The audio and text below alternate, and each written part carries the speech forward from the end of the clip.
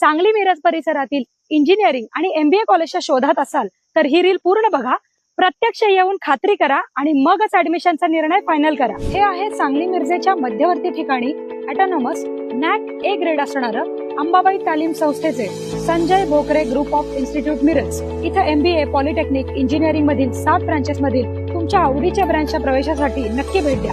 या इन्स्टिट्यूटचं खास वैशिष्ट्य, इथे तुम्हाला उत्कृष्ट शैक्षणिक सुविधा देऊन गव्हर्नमेंटच्या सर्व स्कॉलरशिप तसंच चांगल्या कंपनीत चांगल्या पॅकेजच्या उत्तम प्लेसमेंटची हमी दिली जाते आणि यासाठी लागणारं हँड्स ऑन ट्रेनिंग सुद्धा विद्यार्थ्यांना इथे दिलं जातं। Sports event, cultural event, seminars यामधून विद्यार्थ्यांच्या कलागुणांना पण संधी मिळते। विद्यार्थ्यांसाठी हॉस्टेल, कॉलेज बस या सुविधा आहेत। सुंदर कॅम्पस तसेच अतिशय मानाचा असा radio city business Titans excellence in education award या संस्थेला मिळालाय। अधिक माहितीसाठी डिस्प्लेवर दिलेल्या नंबरला लगेच फोन करा आणि ऍडमिशन घेऊ इच्छिणाऱ्या तुमच्या मित्रमैत्रिणींना आणि त्यांच्या पालकांना हे रील नक्की शेअर करा। ताज्या बातम्यांसाठी महान करेला सबस्क्राइब करा आणि बेल आयकॉनला क्लिक करा। चेंबूर भक्ती पार्क दरम्यान मोनोरेल बंद, प्रवाशांची सुटका सुरू। चेंबूर ते भक्ती पार्क दरम्यान धावणारी मोनोरेल सायंकाळी अचानक बंद पडल्याने प्रवाशांना मोठ्या अडचणींना सामोरं जावं लागलं। ही घटना सायंकाळी साधारण 6:15 वाजण्याच्या सुमारास घडली।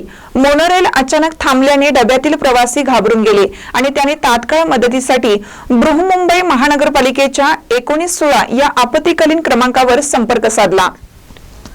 घटनेची दखल घेत मुंबई अग्निशामक दलाचे पथक तातडीनं घटनास्थळी दाखल झाले। 3 स्ट्रोकेल वाहनांच्या मदतीने अडकलेल्या प्रवाशांची सुटका करण्याचं काम युद्ध पातळीवर सुरू करण्यात आलं। डब्यात दीर्घकाळ अडकून पडलेल्या प्रवाशांमध्ये चिंतेचं वातावरण निर्माण झालं होतं।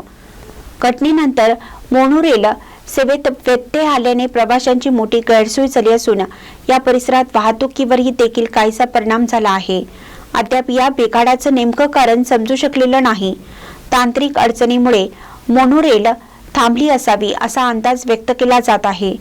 प्रवाशांना सुरक्षित बाहेर काढल्यानंतर मोनोरेलची तपासणी करून दुरुस्तीचं काम हाती घेण्यात येईल असं प्रशासनाकडून सांगण्यात आलं आहे। सुदैवाने या घटनेत कोणतीही जीवितहानी झालेली नसून सर्व प्रवासी सुखरूप आहेत।